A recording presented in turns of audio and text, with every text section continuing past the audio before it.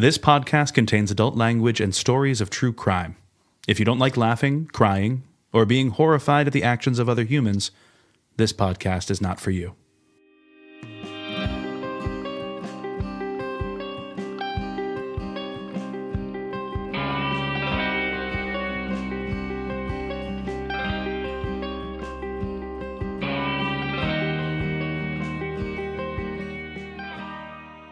Hi, Resolvers or Resolvers. This is a listener short stack where we read you stories that you send to us. And if you would like to send us stories and be featured on an episode, you can send those to resolvedmysteriespodcast@gmail.com or DM us in our Instagram or message us on Facebook and maybe put short stack in the subject or things like that. But we're ready to get started, right, ladies? Yes. Ready. All right, Allison, do you have a story to read us? I do. This story, or is it a story? Because it's real. No, it's a question. No, it's a tale. It's a tale and a question. It's a tale as 25 years old as time. Yeah. It's a tale that presents a question. Just like Beauty and the Beast. Mm-hmm. This email came to us from a listener named Crystal. This is kind of exciting because there are two in this episode, and we need your help, listeners, which is fucking cool. It's kind of like why I wanted to do this. So this is from our listener, Crystal. I was told 25 years ago, 14 years old, that my dad was on Unsolved Mysteries. I've never found the episode, but since he was exonerated in 2018 when DNA matched to a serial killer, well, it would make for a great update, as well as help me uncover the mystery of if my dad was ever on it or not. I responded to her and asked her for more information. She had said that there are many other tragedies connected to the story. My mom died because of this case. There is another man that was also tried, convicted, and served 24 years. His children were taken and adopted out, and he is currently searching for them since his release in April 2018. The man who eventually matched the DNA is in prison for double homicide, but is suspected of nearly a dozen other murders in 4 states and in Australia. What? Mm-hmm. And Crystal also said that she speaks about it often publicly, and she's writing a law that she's going to start lobbying next year. So she's going to keep us updated on that. So first things first, I went through the episodes and I wasn't able to find this segment. Does she not want to share her dad's name? No, she sent me, her dad's name is Paul Jenkins, and he is on the Innocence Project. Oh, okay. He was exonerated through the Innocence Project. So we can link to that so you can get a little bit more information. But essentially, somebody wanted the reward. They called out one person. No. One person called out another person, and that person was kind of below IQ. And they were, interrogated. They were interrogated, and they eventually kind of came up with a story that the police officers wanted told. Mm-hmm. So eventually, through DNA, I'm not going to read the entire Innocence Project, but we will absolutely link to it in our show notes. He was eventually exonerated. Now she's working really hard. She's very involved with the Innocence Project. Yeah, we'll give you all the information, but if you guys can, it would generally be under the name of the victim. Right. And the victim's name was Donna Meagle, Meigle. Paul Jenkins was, at the time of the airing, one of the perpetrators. So if you guys are able to go through, or if this rings a bell, it was basically a bartender that was shot at a bar after closing time. And I feel like I remember the reenactment, but I can't find the specific segment. So if anybody knows it and you want to reach out to us, that would be awesome. We'll link to this, and eventually I would love if we did a month of donations for the Innocence Project. Yes, we will at some point, because obviously it's important, as we've just seen. Yeah. So let's help Crystal. Yeah, let's see if we can find the segment for her. That's a super crazy story, and it's amazing that we have a listener that has had experience with false convictions and working with the Innocence Project to try to get somebody's name cleared, and especially her father. Yeah, incredible. And then there's also a video too. There was a news report on her father and the man that was convicted with him, and they interviewed the man that was convicted with him. So we'll link to that as well if you guys want to check that out. Wow. Yeah. Great. Thanks, Crystal. Thanks, Crystal. Thanks for writing in, girl.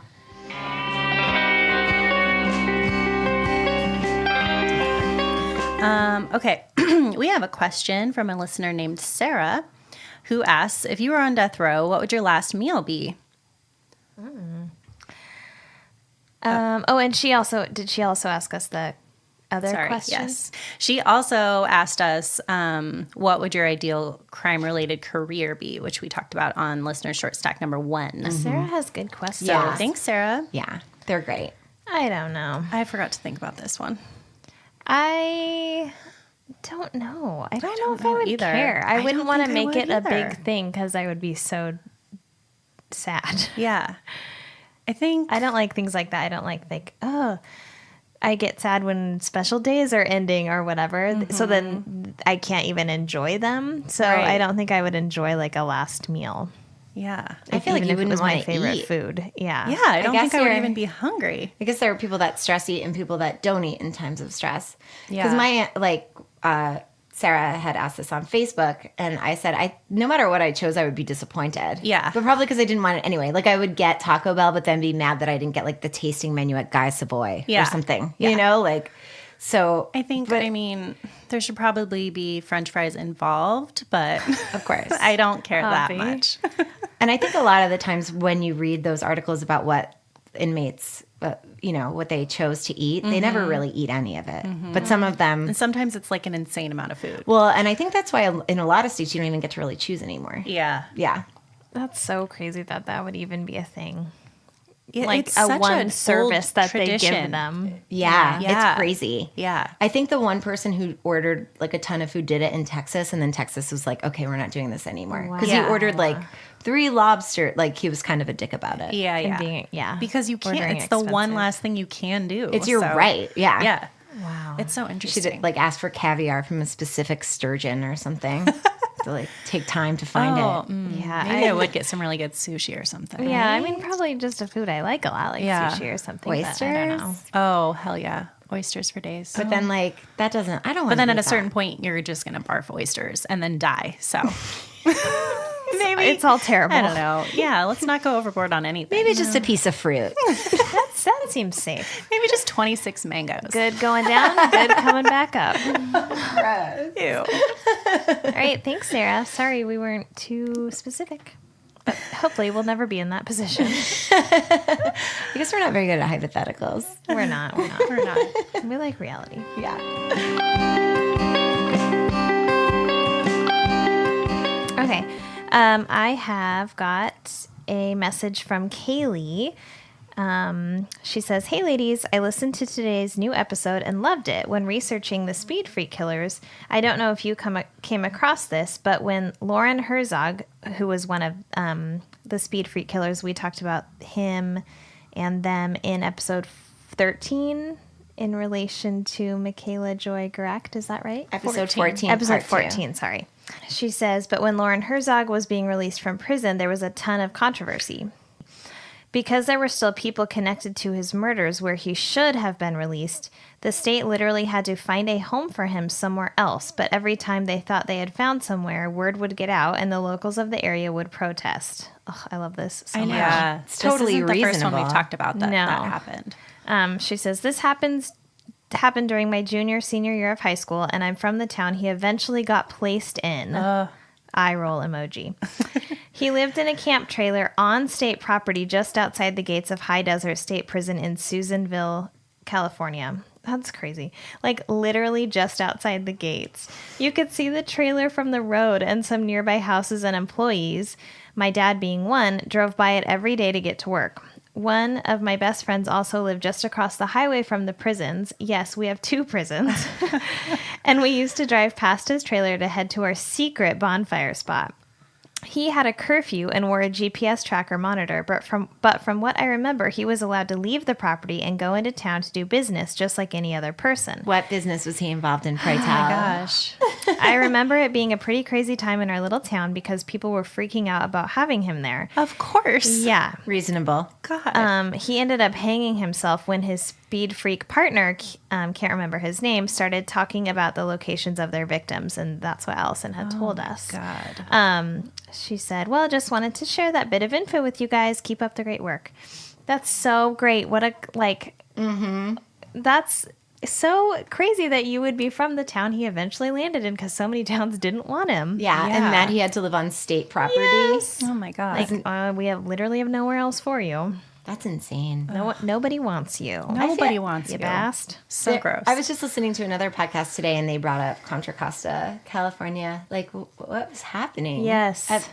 in Not good. Nothing things. good. For like 3 decades, it was just like murderous mayhem. Like, moms must have been in so much fear. Yeah, seriously. Yeah, it's terrifying. It's crazy. Thank you for Yes, thank sharing you. That was that. so fun. Love it.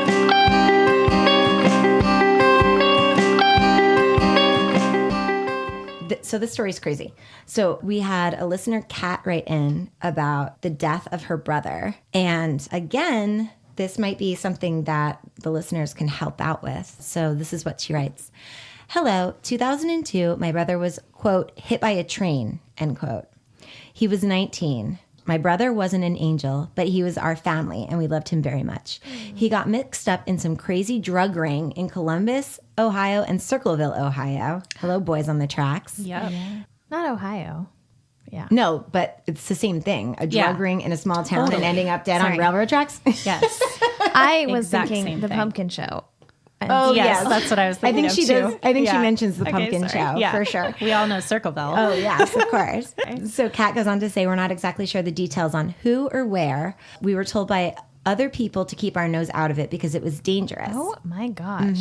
My brother had been missing, and my parents had put out a missing persons report on him. 10 days later, he was found by hunters on the train tracks. My parents never identified his body because there wasn't much left of him.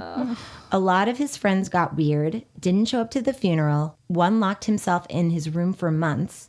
And a few got into trouble a few days prior to his body being found for riding their Jeep in the tracks near where he would days later be found. It was October, but seasonably warm. He was wearing many layers of shirts, a few layers of shorts, parentheses, a pair of swim trunks, pants, and shoes too small that were not his. The police report says that he was killed by a train being hit on his side and dragged by the, quote, cow catcher, which is the front of the train. What? I did not know that. Yeah. The coroner's report said he was killed by blunt force trauma to the head, not his side. The police closed the case quickly, saying he was trying to jump on the train.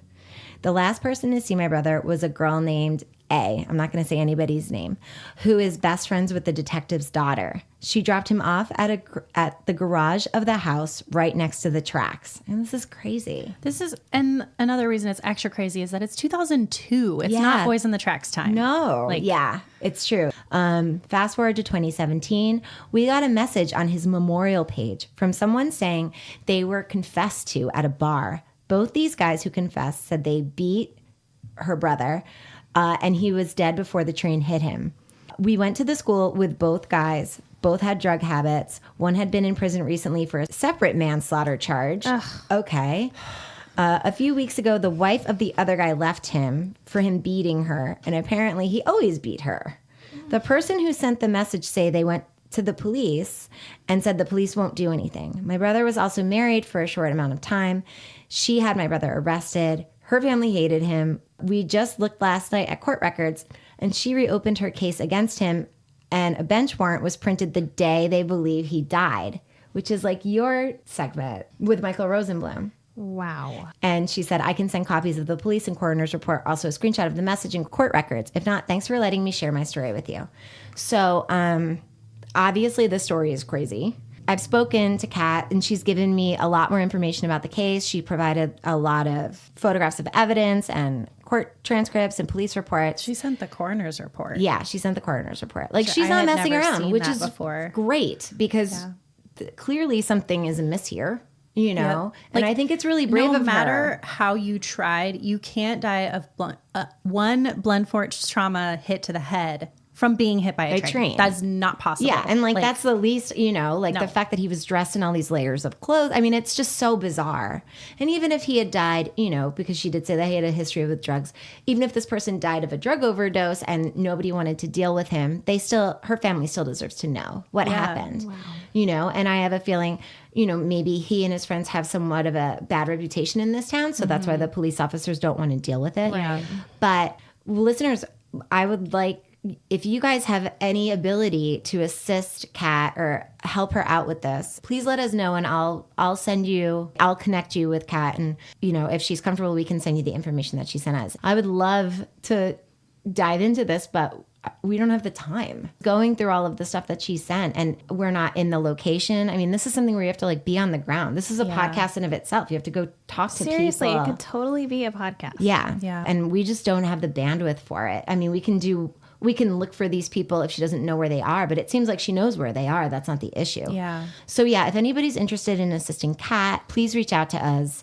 This case is super layered, really complex, and we would love if somebody could help her on it, because her family deserves answers regardless of what her brother's behavior was before he passed and what his behavior was when he passed. Every family deserves to know what happened to their brother and their child. So if you guys want to help her out and you have the wherewithal, if you're in the area or if you are really amazing at research or have the ability to find somebody who is, please reach out to us, because I would really love to help Kat. I think it's amazing that she wrote to us, and I think it's really brave. Yeah. So yeah, Kat, thank you so much for writing to us, and we're going to do the best that we can to find out some more information for you, and we're absolutely outsourcing this. We're so sorry. Yeah, And yeah, just thank you for sharing such a personal story. absolutely.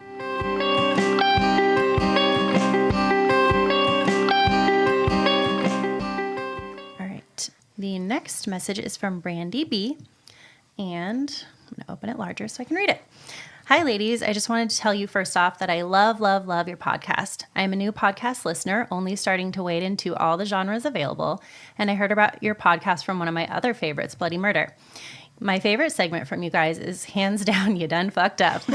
We're super good at fucking up. Yeah, that's good because we'll have a lot of content for you.